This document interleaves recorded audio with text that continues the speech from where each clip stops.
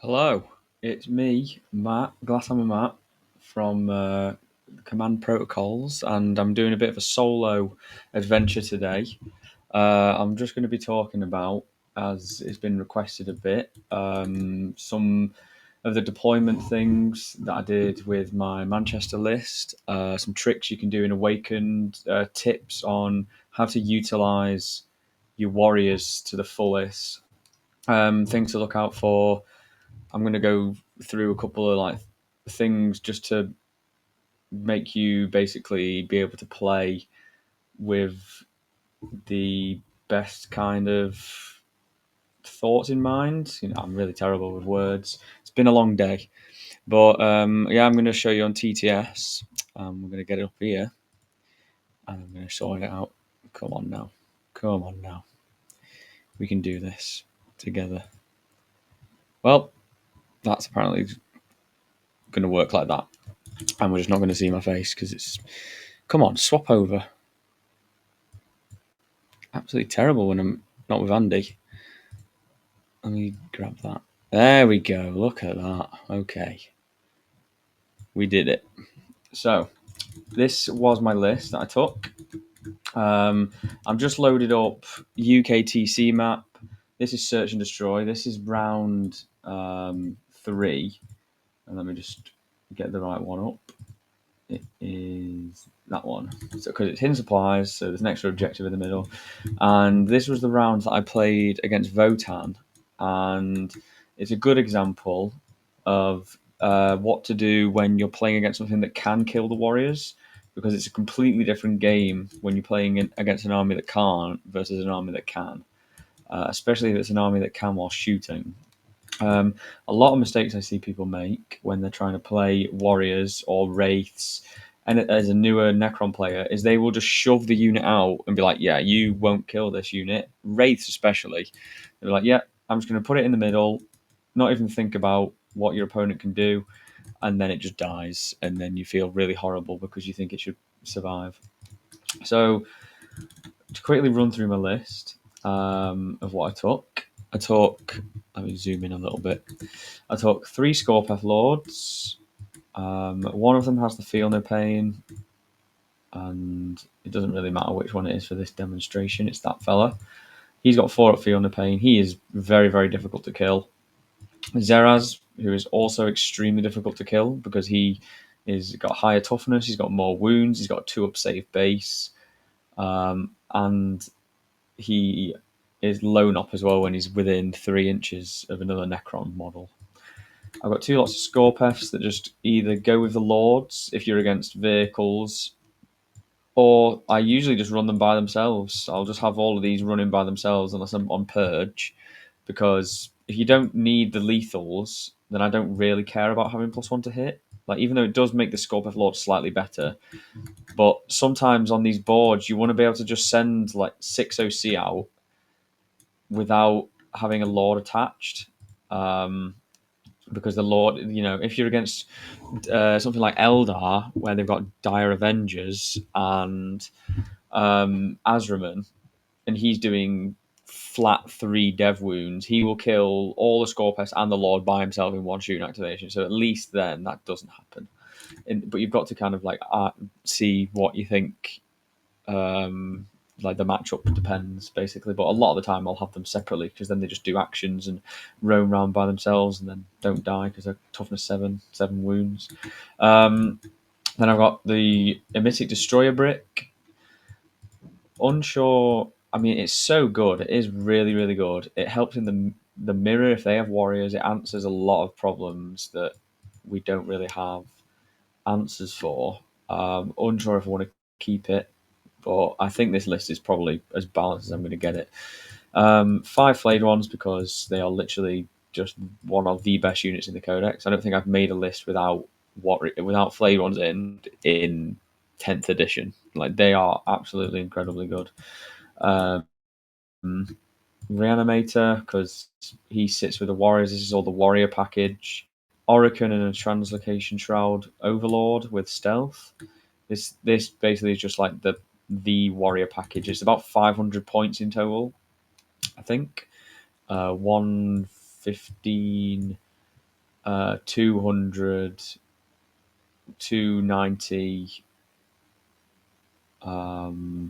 or sorry, 390, and then that's about, so it's about 500 points, I'd say. Obviously, Oregon gives the unit a 4-up invuln, which just makes them incredibly tanky.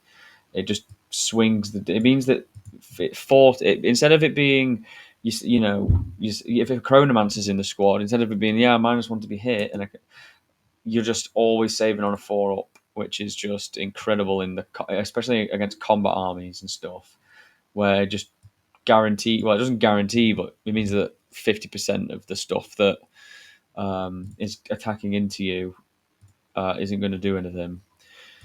Because you're obviously saving 50% of your saves. And then Overlord just gives the free strat, so I can just either advance and shoot for free, heroic for free, because heroicing with them and clogging up and tying up units is amazing.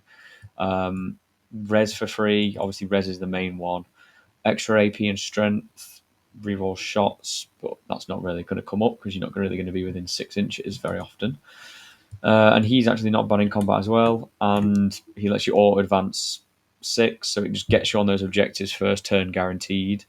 And he's got a res orb as well, which obviously lets you reanimate once per game at the end of any phase, an extra d6, which you are allowed to re-roll because that's their Warriors data sheet. Then I have a Hexmark. Ignore Mr. No Fallback. I copied him from Star Shatter. So he is there because sometimes you play against stuff that has decent indirect, and the Locust Destroyer that usually sits on my home can't hold my home. So he will sit on my home if I don't have like a Ghost Arc towing onto it. Or he's really good at rapid ingressing onto the primary sometimes, because if you're in a cagey game and you've got DDAs looking down into the middle, your opponent's not going to just send something out for no reason that's not wanting to get shot. So then you can just, okay, rapid ingress, drop him there. They can't do anything about it. You're just going to get 5 primary if you can get outside of 12. So it's really, really good in those tight games just to swing the primary. Even one bit of primary is really, really strong. So that's the list. I think it's 2,000 points exactly. I got asked if I'd make any changes, and I was like, probably maybe put a Royal Warden in instead of the Shroud, but because the being battle shock, I lost a game by 1 point over the weekend because I failed a battle shock against the Vortex Beast, which just meant I still had a chance to win, but it would have been an auto win if I could have just done battle shock there. And obviously, being able to fall back and shoot means that they're not just like tying something up and useless. But the Overlord just increases their res capabilities by tenfold because this detachment is incredibly CP hungry. You want it to, res nearly every turn. If the warriors are getting shot, you want to bring a character back pretty much every time you send one out. You need to have that CP there. And then the turn that you're going to activate these guys, you really need the CPs to get full rerolls to hit because that unit just shreds. And then sometimes having assault on the DDA, one of the DDAs and stuff like that. It's just you just burn through it so quickly, and we might look like an army that's not amazing at doing cards, but we actually can do cards quite easily because we have so many units just walking around. And as long as you plan your deployment to be able to do your cards on the first turn, then you can set up for the rest of the game to be able to do the cards. So first off, I'm just going to run through a quick deployment. I'm going to talk about what I look for when I'm deploying this army, what I'm trying to achieve in the first couple of turns, because deployment is all about planning where your models are going to be in 3-4 turns. It's not, I'm just going to put this model here because I want it here. You're putting this model, you're putting, these Scorpeps here because you want to be able to attack this primary and this primary. And then you've got to identify, okay, can my opponent put 6 OC behind this wall? Can they, because obviously if they, on UKTC, there's a tiny little piece here of where you can touch the objective without being seen, without being charged, sorry. So as soon as they start putting more on the objective there, then I'll be able to charge. So it's a threat for that.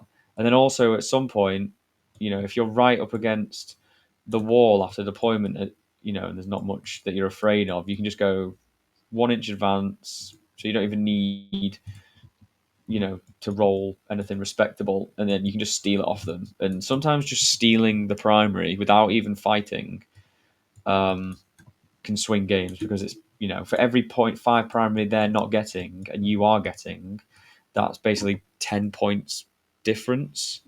So I'm just going to run through my deployment basically. So I usually always start the Hexmark in reserves. He always starts in reserves because he's a rapid ingress threat, as I mentioned, and he can do some of the cards in the first 2 turns.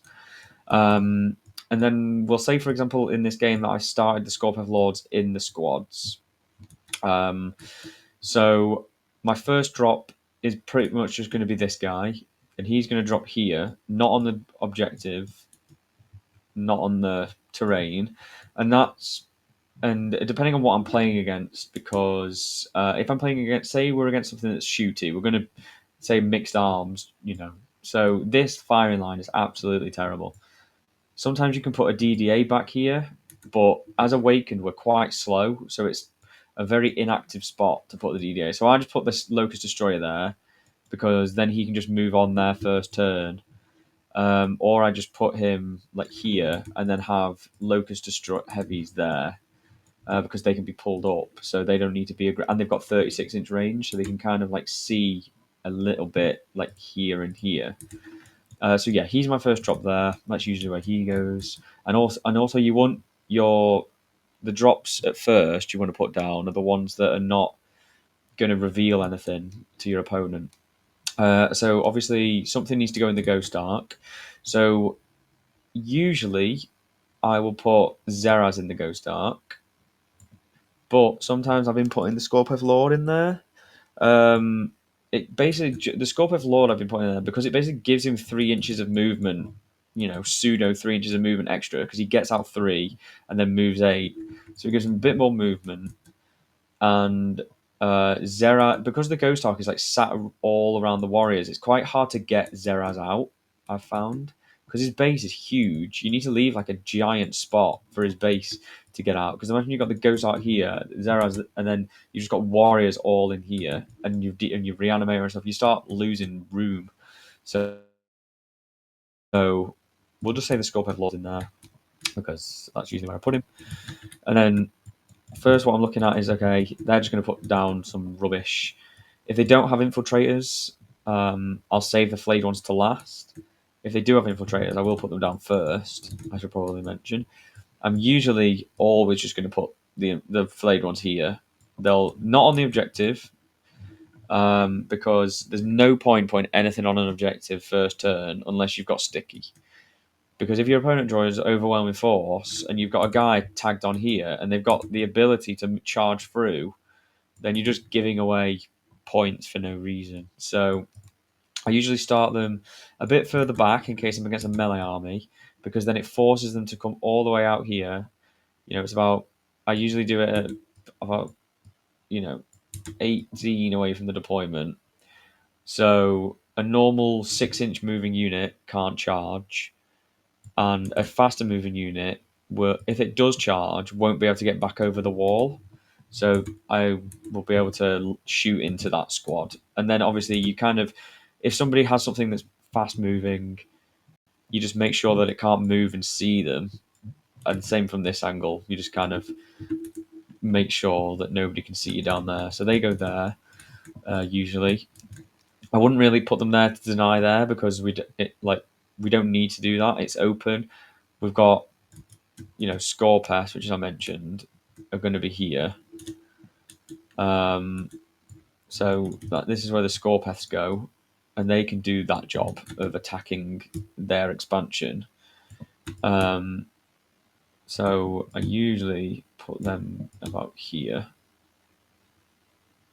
And then I have another squad of Scorpeths down here.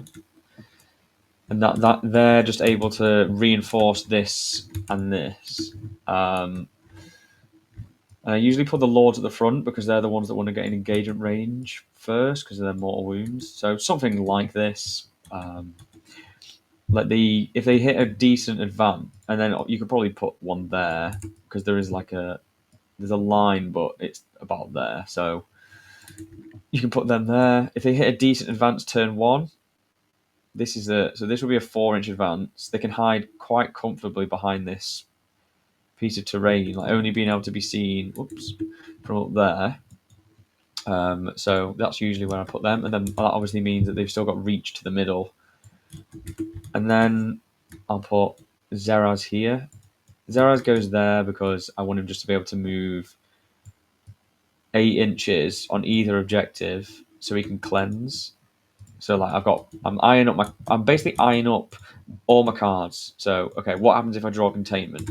I've got them, and then containment on this side isn't as easy, but you can just stick these guys. That's why if you run these separately, you can just like stick him out there. So that's like an idea. I'm looking at cleanse. Okay, these guys can get on this objective and cleanse. He can get on that objective and cleanse. So okay, I draw area denial. Yep, he can go in the middle and do area denial. Sabotage again.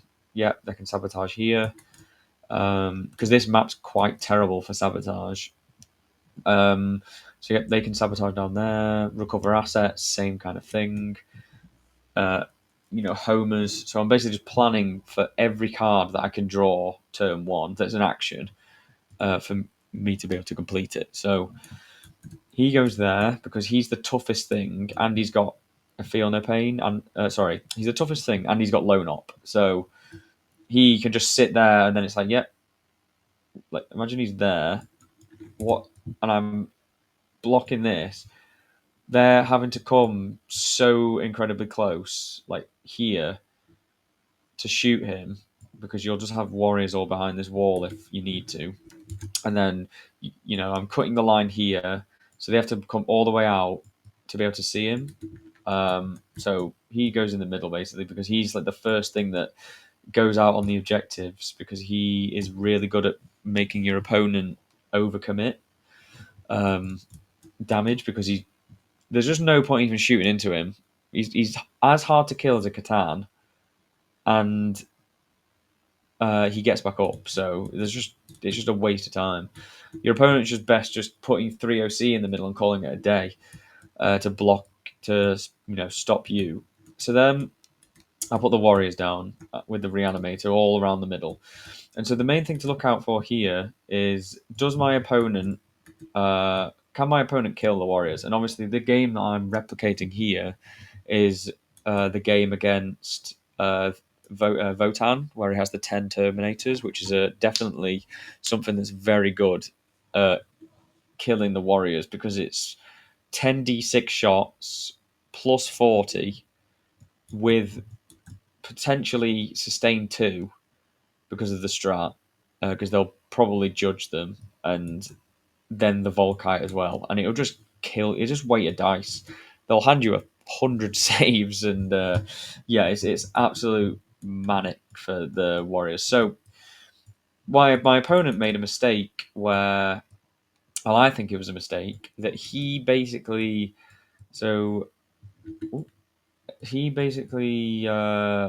said, I'm putting all of my Terminators in reserves. He had a 10-man and 2 5-mans. And the 5-mans I wasn't bothered by. It was the 10-mans. But the 10-man, because that 10-man will kill me. So he made a mistake by putting them all in reserves. So I was like, well, okay, there's nothing else in his army. There's a threat to these warriors turn 1. Like, he has to wait till turn 2 to bring them in. So if I go first, I'll be able to move on to the objective and then get 15 primary because he won't be able to out OC me unless he just gives me units for free. And also, he won't be able to bring his Terminators in, right, because it's round 1. But if I go second, then it's slightly worse because he'll obviously have a full turn. I'll have a turn to deny him but with the rest of my army. And then he'll be able to bring the Terminators in turn 2, and I won't be able to get any primary. So I kind of wanted to go first, and luckily I did go first. And this is basically what I did. I put some of the warriors sticking out there so they could definitely get on the point, and then I just looped all of these warriors here and in front of these Scorpets as well, just in case, because he had berserks and they are lethal when they charge. So I was worried that he was just going to charge my Scorpeth. So I basically just you little, and then I basically just lined it something a bit like this. I mean, I'm not going to go into too much detail, but I had the reanimator there, I think, so it wouldn't get shot. So it was about there, and then yeah, just all of these guys like this. So they were basically just ready to go out into the middle, and because of this is like a really difficult matchup. It's a matchup where they can die in one go, which is obviously a huge portion of my army is a quarter of my army is based around keeping them alive. So I was basically just going to try and play the game with the rest of my army, with the other, 1,500 points, deny primary as much as possible if I'm going second, because if I'm going second, I'm going to just try and wait him out and then score 15 at the end. And then if I'm going first, I'm going to try and score 15 at the start and then just put him on fives constantly, um, to try and get ahead early and then just like hopefully win later on. And then I had the destroyers back here, but they were kind of. Usually I put them like right into the wall, but I've found that more recently that if they don't have a way of getting down here, then having them there is better because then they can just move out and shoot at 36. So I put them there, and then I had one Doomsday Arc here and one Doomsday Arc here because this Doomsday Arc here can fit perfectly without being seen down this line, essentially. So I went first, and my so the first thing I did is I looked at his. So he has Sagittars, obviously, with all of his troops in, and etc. etc. So I looked at everything he's got, and I was like, "What OC is all of your little units?" So we had one unit of 5 guys, which was 10 OC, and then everything else is 5 OC per squad, and then 3 OC for the transport. So I just basically just went, okay, I'm going to put 10, 12 OC on there.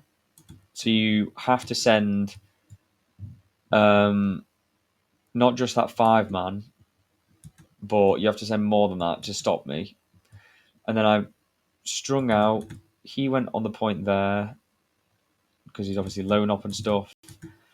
And then I just basically just did this behind the wall.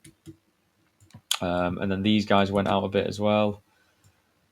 And obviously I've got auto advance 6, so there's literally no problem with me getting anywhere I need to go. And I basically just did that. And that put him in a position where, and I got really good cards as well. I got something like Cleanse and Sabotage, or Cleanse and Containment. So I didn't move them on the point because, actually, no, I did. Yeah, no, I definitely did.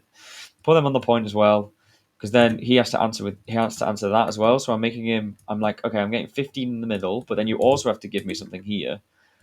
These guys advanced and basically ended up something like this. They ended up like next to the flayed ones, and obviously there was no threat turn 1 because I could see how I pre-measured how far he could move. The DDA moved out here, but obviously couldn't be seen but down this angle. This DDA got containment, so I basically just moved out. I think I can't remember exactly what I did. Maybe these guys moved out. I can't remember what I did, to be honest now. I think I moved this out, but I can't remember. I think I did something like this, and this might look like really jammy, but on UKTC you can overhang the edges of the board. So I did something like stupid like that and just poked out and did containment like that. So I got 10 points turn 1. I got Zeraz in the middle. I got Warriors just sat there. So he's like, if he comes and gives me anything, then I'll just get to kill it for free. And if he attacks me, then obviously I'll just res onto the point more. He has nothing on the board that threatens these warriors, right? So let me just move my microphone a bit closer. So he goes, gets dud cards. He puts a Sagittar here, denies the primary there, but obviously to cleanse, he got cleansed as well. So he cleansed there, but he can't do anything in the middle. So now I'm faced with a choice. Well, okay, I can leave the warriors out in the middle, and then he has to do something about them with the Terminators, or I just run away. So I just ran away. I just moved the warriors back, for display purposes only. I moved all the warriors back like this. I was just like, yeah, you can't shoot them now. I pushed up with the DDA here to the point because I didn't want him to deep strike the Terminators in range because they've obviously only got a short range. It's like 18 inches. I just pushed the DDA out because it's not super good in this matchup. I mean, yes, he's got Sagittars and stuff, and he put a Sagittar here in the following turn, in his turn, to sabotage, which I then promptly removed. But this DDA is now pushing his screens out, and he has this unit that just one shots any vehicle pretty much in the game. So I was like, yeah, you're going to bring it in from reserves. Just kill the DDA. It doesn't matter to me. I've denied primary because he had guys behind here. And then I killed that off the middle, and I just passed the turn again. I was like, I've still given him stuff to answer. Like, he has to deal with this because I came out and I came out with the flayed ones, killed the 5 dudes that cleansed, and then they moved up, and then I charged them and tagged his vehicle. So he basically was like, right, well, I need to get rid of Zeraz, or try to. He dropped 5 Terminators and some Berserks and charged Zeraz. He hit the 9 from Deep Strike and charged with the Berserks, but he charged from Deep Strike first. So what I did was I just heroiced, which was obviously a mistake he made by charging there. He should have really seen that. And I rolled an 8 or something. So imagine there's got 5 dudes here, right? And I basically just tagged them like this, and then just went 8 this direction because you're still going closer. So I just went 8 here, and he had a tank on here as well. So I just put more OC on this point, and then I just came all this side as well and just wrapped this and just took this point off him again. So then it went into and then Orican just did his thing where he just goes Super Saiyan and he killed 5 the Votan Terminators, but I didn't kill the character. And then I got 15 again. So I was basically at this point, I was like, right, well, I've won the game now. As long as I've gotten superior cards turn 1 and 2, and as long as he doesn't basically get 15, 15, 15, then I'm gonna win. Because I've already gotten 30 primary. So even if I just hold my home now, I'll get 45 primary. 40 primary. So I'm like, well, I'm pretty sure I've already won this game now, because I've just gotten 2 15s early, and he would be put down to 2 5s essentially because my turn would then go through. But then I was faced with the problem here of this distance is over 5 inches.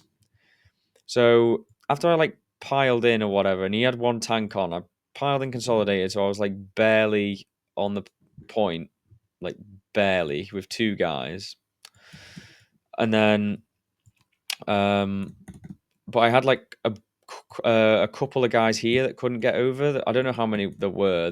In total there was 4 guys basically that couldn't get over because these guys, I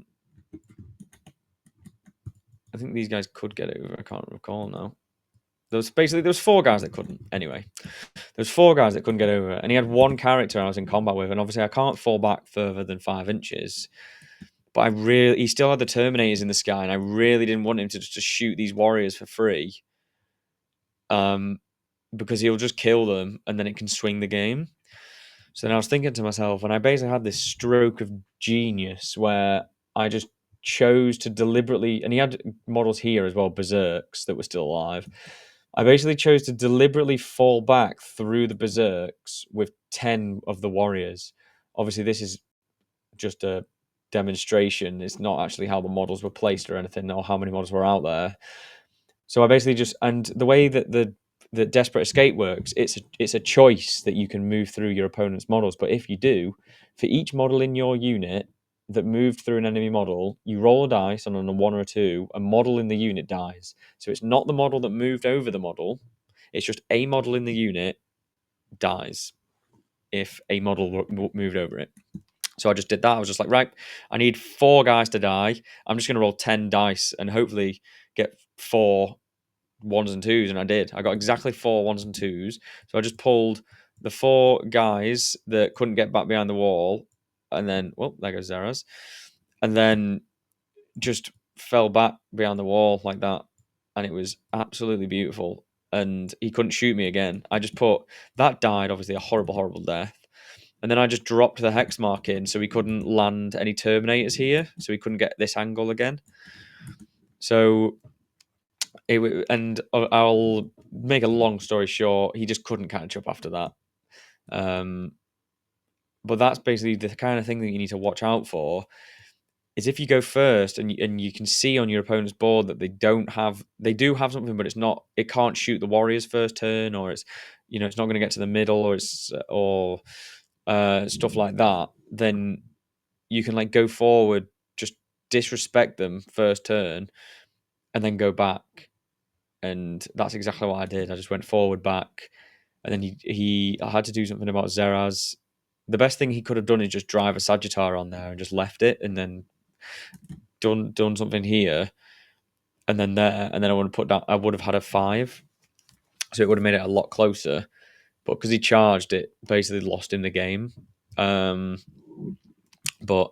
that's essentially what I did against something that can kill you. Essentially, is I just use them to tag shit. Like Zeraz is really good at obviously forcing your opponent to bring stuff to you because he just can't die, and then you can just start pushing him forward. You don't even need him with the warriors. Like, it's not necessary.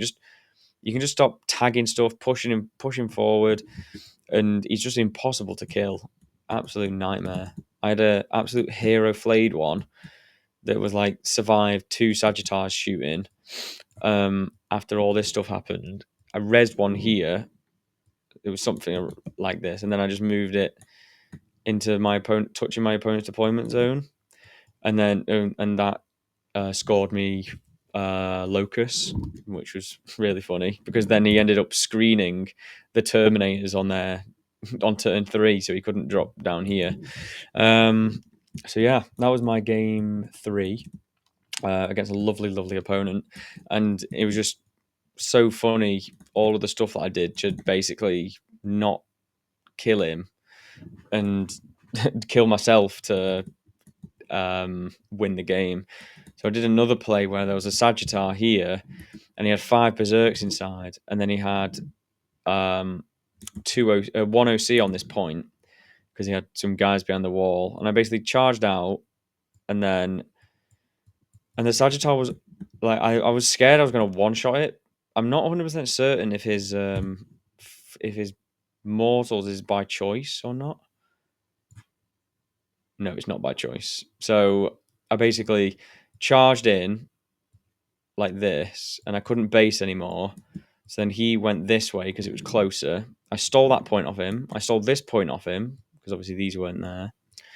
And then I did the mortal wounds. I did 1 mortal wound, and then I fought with the Scorpio destroyers. And then every time I scored a hit, I would re-roll the successes. So I basically did 8 attacks hitting on 2s, and then I'd pretty much just roll all of my successes again. So then I just to not kill him because I just didn't want to kill him. And then he passed a couple of the saves, so we put him down to 3 wounds or something, or 4 wounds. And then the Scorpeth Lord obviously has 2 profiles. I was like, well, I don't want to kill him, so I just did the 8 attacks and then re-rolled all that stuff because I didn't want him to get out and take the primary off me. And then I managed to tag and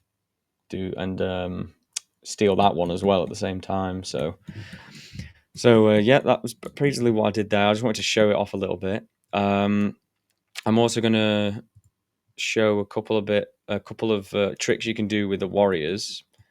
So let me reset this a bit. So on this map, we got the Ghost Ark there. Ghost Ark usually just chills behind the wall because it's incredibly important to keep the warriors alive. Obviously, this squad, when it's shot after the first activation, it can reanimate 4d3 plus 1 because it's 2d3 from the strat because of the reanimator plus 1, and then another 2d3 from the Ghost Ark, and you can do it in the same activation. And essentially what I do with the warriors is, and we'll say I played against something that I can't kill the warriors that well, so I'll just go out into the middle and I'll just string, and I'll put enough OC on there, so I'll look at what they've got and I'll see how much OC they have, and if they can out, depending on how much OC they can put on that point comfortably, I'll put more on, because then it just means that they can never steal it off you. So if they've got a unit of fucking 5 dudes, I'll put 6 on. If they can get whatever they can get onto that point, I'll put more OC on that.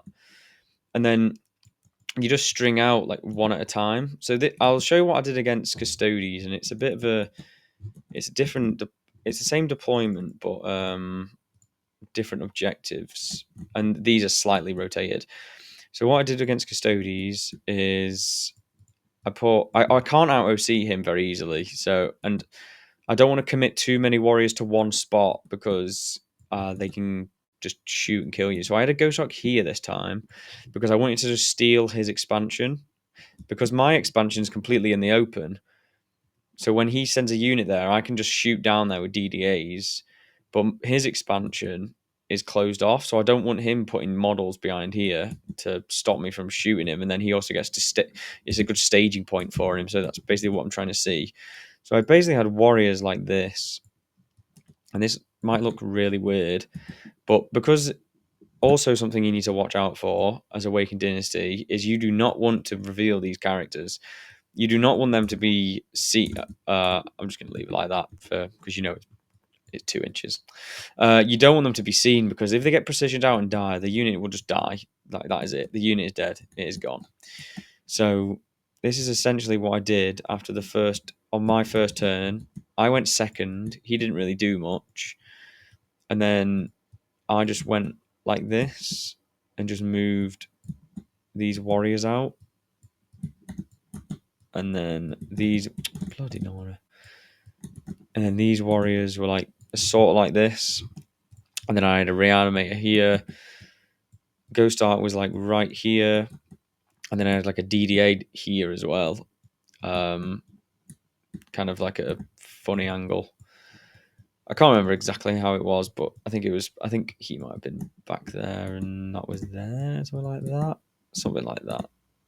Just so they can't be seen, and then something like that. But you get the idea. And then he moved out, and he had 2 Caladiuses, so they're the grav tanks that obviously shoot hard. This is like obviously slightly at an angle, but you can't see pretty much. It's quite tight. So I just had them on there, and I was like, "Yep, you." And then I had Zeraz. Where is Zeraz? He was here. He was right against the wall, because I was basically baiting him out. I was, "Is it you can come to the middle if you want? I'm going to get primary." And he had the warden bricks as well. So I was like, "Yeah, you can get primary. Come steal it off me. If you move there, take it off me, and don't fight me, I'll just shoot you with DDA." Because I had another one here, like ready to go.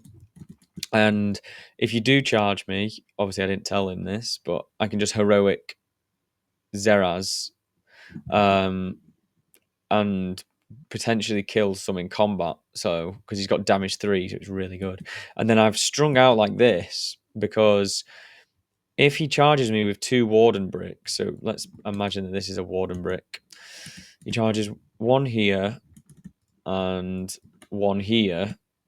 Whichever warden brick he fights with first, say it's this one, I will just pull and he's obviously taken the point at this point. You know, he's got more OC than me. I've only put a couple of dudes on.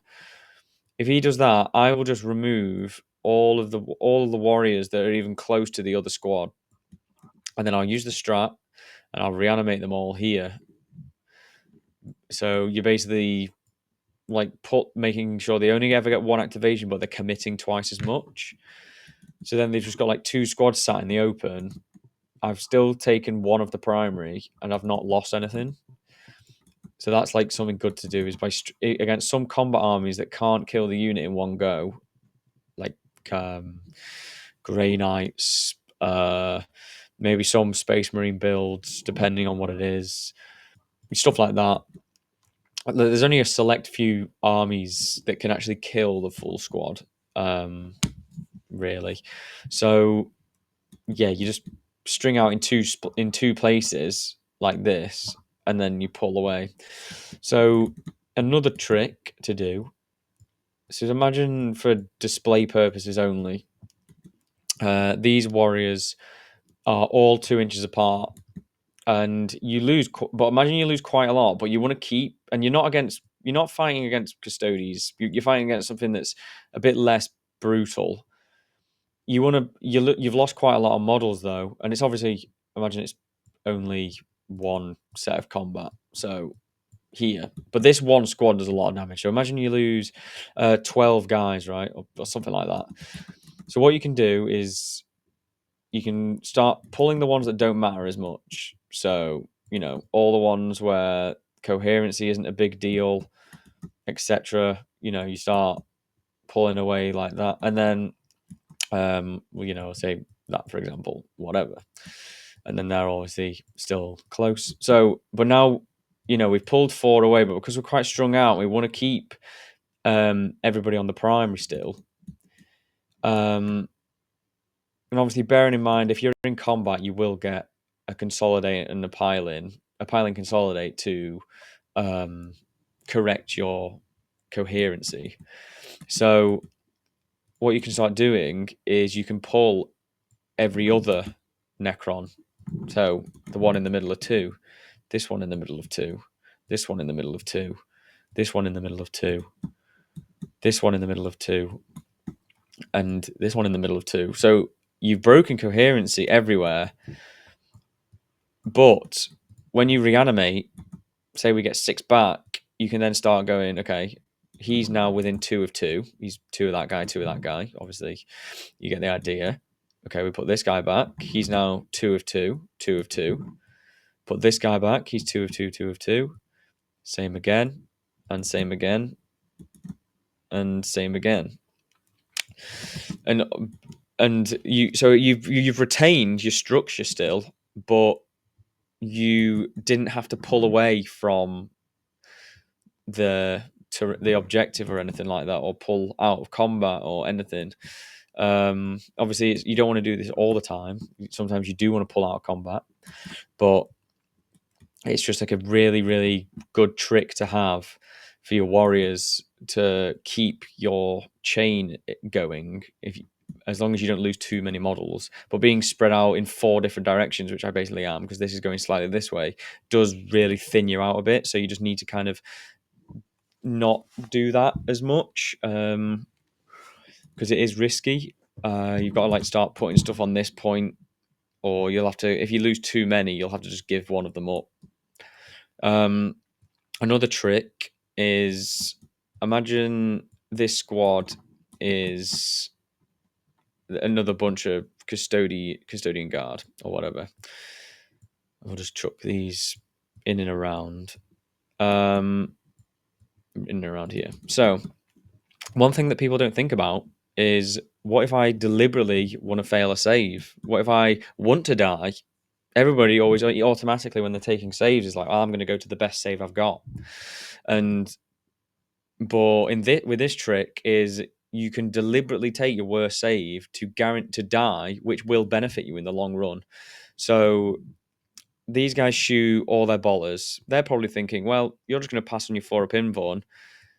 Imagine they've moved here. They're not on the objective. Imagine that. So they've moved. That's the furthest they can move. They're not on the objective. They basically need to shoot to get.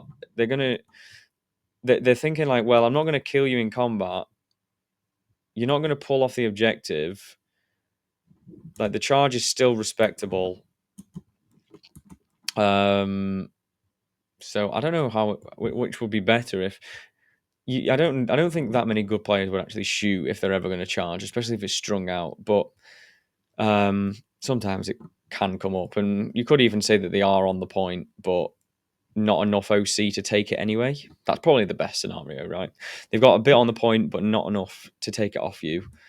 So they have to charge. But if you just pull off there, then you're never going to get on there. So they shoot you here, and they're like, well, you're going to be saving on 4 ups, so I might as well just shoot you with everything.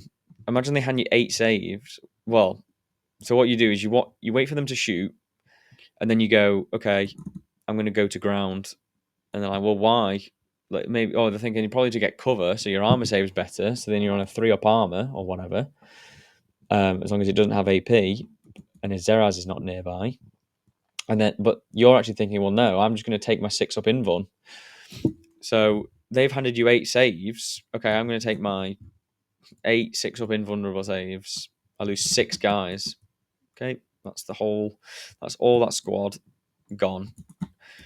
And they're thinking like, well, shit, now I can't charge. I'm just completely out of range to charge.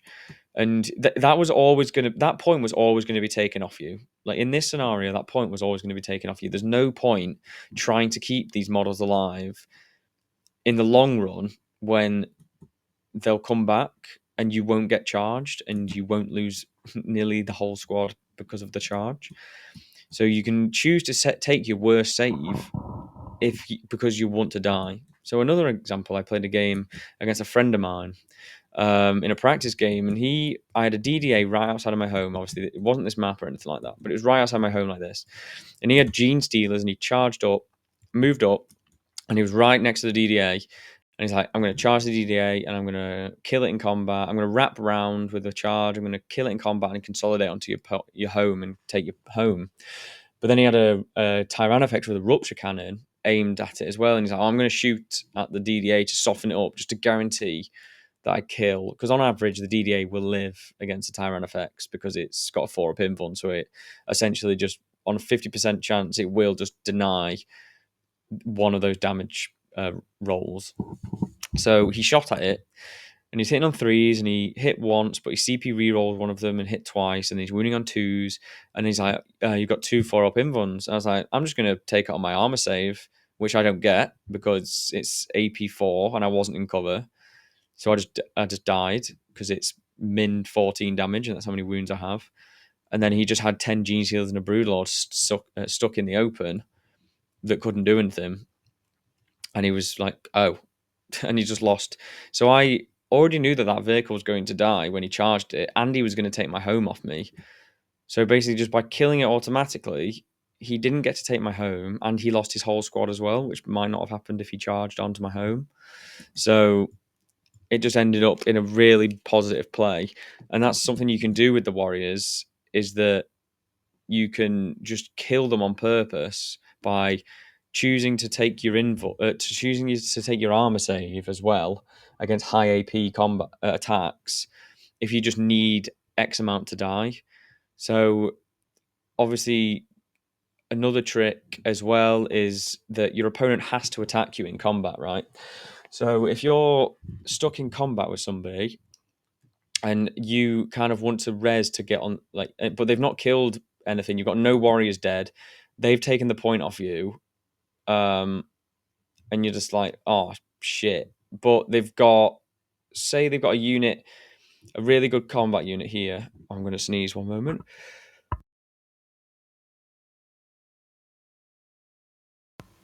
There we go. So say they've got a combat unit here, and they charged you with something, and you're in combat there, but you've not got enough OC on the point. They've got like 10 OC on there, but you've only got 3 warriors on there. But they've blocked you off a little bit from resing, but you res on the first go, and then you activate your unit, and then you pile into this squad. Then they have to swing into you, and you've given yourself a bit. And if the models are like there, you can now, if you pile in such a way where you can go like this, you create yourself a bit of space to res more models, kind of thing. Obviously, it's again really rough. I apologize for it being so rough, but if you can tag stuff with your warriors to force them to swing into you, so then you can reanimate more and you can switch points as long as you're not going to die horribly. Because again, the whole trick of this detachment and this unit is to basically force your opponent to hit it, resurrect to get distance, start wrapping stuff. Another thing I always like to do is, in my last game, my opponent charged me with the Nightbringer turn one into Zeraz. He banged a 10-inch charge, just absolutely one-bobbed him, and he came back to life. And then he consolidated into the Warriors, and he didn't leave combat with the Warriors for 5 turns for the whole game. He was just killing, fighting, couldn't kill. But every single time he'd kill the Warriors and I'd come back. Obviously, because the Ghost Arc and the Strat are 2 separate activations, if you're strung out like this, you can then res this guy here, another guy within 2 of 2 of both, so you can kind of do it like that. And then you can filter however you want, imagine it's kind of like that. But then the next activation, you can go something like this, and you go a bit further because they're 2 activations at the same time, but they are different. And I've kind of actually just had a brainwave where I don't think that's how that works, because I feel like it says the models had to be there at the start of the phase, so I'm not 100% certain actually. But so either disregard this information entirely, or it's a really useful trick that doesn't always come up, I guess. But it's not that often it comes up. If it does, because you're resing 2 activations instead of 1, that's essentially it. You're just getting an extra 2 inches. But the whole, back to my original point, is that when you do reanimate closer to something, if you're tagged in combat with something, you get to pile in and consolidate every single time. So this unit then gets to move 3 inches towards the closest unit. Obviously, this was for the demonstration. So you res like this, and he had a unit of wraiths on his expansion objective, and I just kept him resing closer and closer until then I could tag them. And then I tagged them in combat, and then they have to swing into me, and then I can res again because well, no, I was actually resing twice from the night, depending on how many the Nightbringer killed. It'd be like, but you get the idea. I tag them. Okay, now I've taken the point. Now they can't do anything because they can't fall back and shoot or fall back and charge. So now they're stuck there, just in combat with me until they fall back, and then that's it. And you just keep growing and growing, and then you start moving your characters as long as they can never be seen. Just keep piling, consolidating, moving. And then eventually your whole unit just kind of like moves over like an arc and just tags everything, as long as your opponent doesn't have stuff to kill it. Because if they have too many units that you get into combat with that can do a lot of damage to the warriors, then you're in trouble. So that's just a couple of things. Obviously, yeah, wrapping, tagging, stringing, deliberate desperate escape. I've pretty much covered everything. But yeah, they're just a couple of things I like to do with the warriors. So again, the first thing you need to do when you look at your opponent's list is what in that list has the weight of dice to kill 20 warriors in 1 activation. Because a smart Necron player will tow out of warriors, so they'll never get to shoot twice into it. Anyone can say, yeah, I'm going to shoot loads of stuff into you, whatever. Like, I'm going to shoot twice, and you'll res the first time, and I'll shoot the next time. No, you're just never going to see them twice. I'm not going to let you see them. I'll deliberately start killing models with a worse save, which is what I was going about before. If they're just trying to pepper you with a little stuff, I'll just go to ground and just punish you. I'll just be like, yeah, I'm just going to deliberately kill everything that you can see now. So now that vehicle's in the open because you can't shoot anything because you thought that you just like pepper me. Or if, for example, you've got, like, say you're strung out in a weird way. I don't know what the best way to do it is. Maybe imagine it's like this, and and they've got a vehicle here that can. And this is not a ghost arc. This is something that's actually really good at shooting.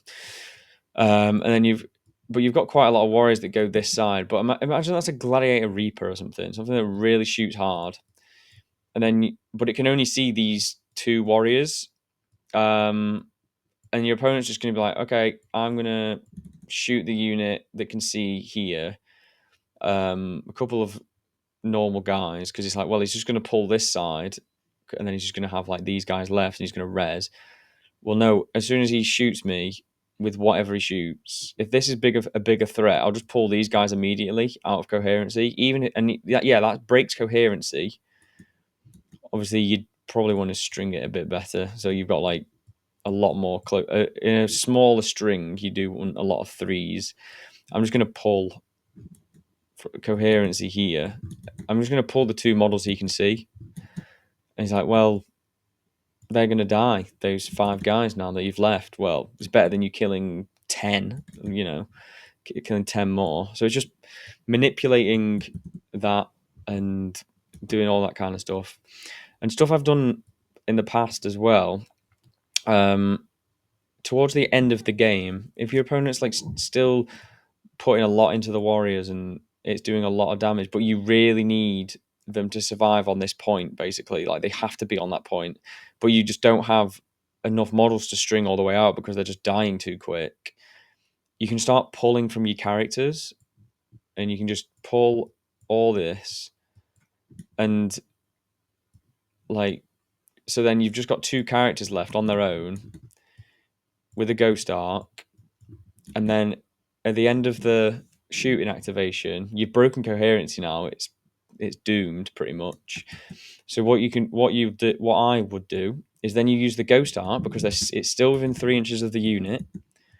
He's still in the unit until the end of the phase, or at the end of the turn, sorry. And then you just reanimate all of your warriors on here, all on this objective.